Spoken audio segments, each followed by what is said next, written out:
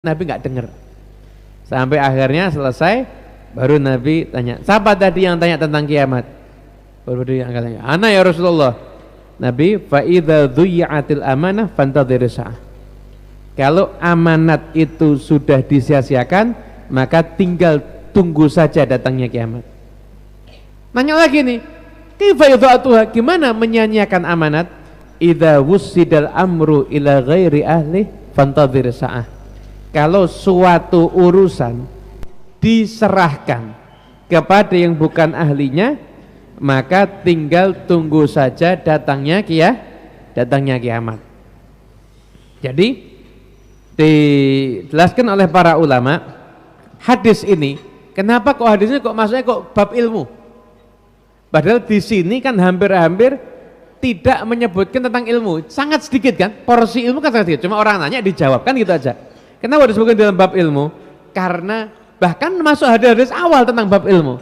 Kenapa? Karena nanti akhir zaman itu kebodohan tuh akan banyak. Ilmu akan diangkat, dan termasuk yang paling parah terjadi di akhir zaman, orang akan mencari ilmu tapi tidak dari sumbernya yang tepat. Atau orang yang berbicara tentang ilmu bukan orang yang layak untuk berbicara tentang ilmu.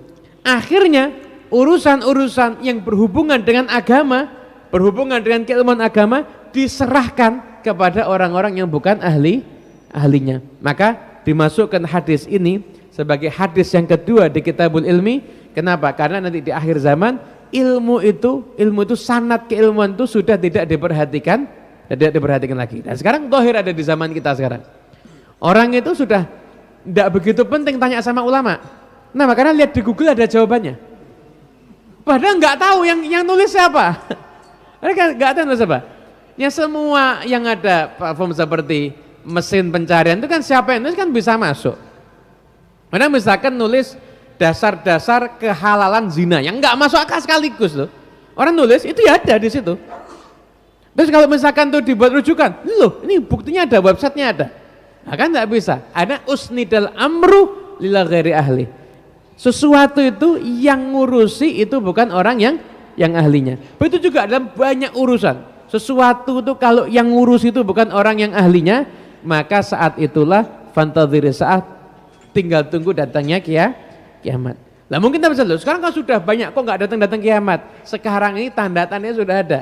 Kerusakan sebelum kiamat itu ditunggunya pertama kali datangnya dari ini tadi.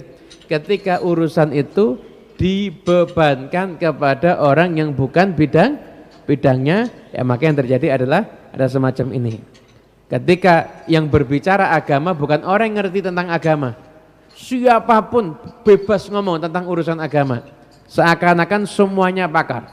Bahkan dengan kata-kata nggak usah pakai kitab lagi, tinggal diganti menurut saya. Loh, dulu kan ulama bicara di kitab ini jawabannya begini. Dulu sekarang enggak, menurut saya itu begini-begini dan sebagainya. Lalu cuma menurut saya ya semua orang bisa. Semua orang bisa. Tapi tugas beban jadi seorang ulama ketika ditanya itu harus menjawab.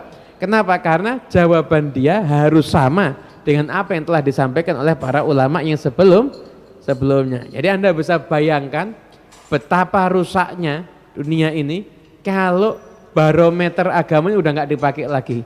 Kenapa? Karena ditinggalkan semuanya, tinggal diganti dengan menurut saya. Itu yang menjadi alasan kenapa kok hadis yang nomor 2 ini berbicara tentang alamatus saah.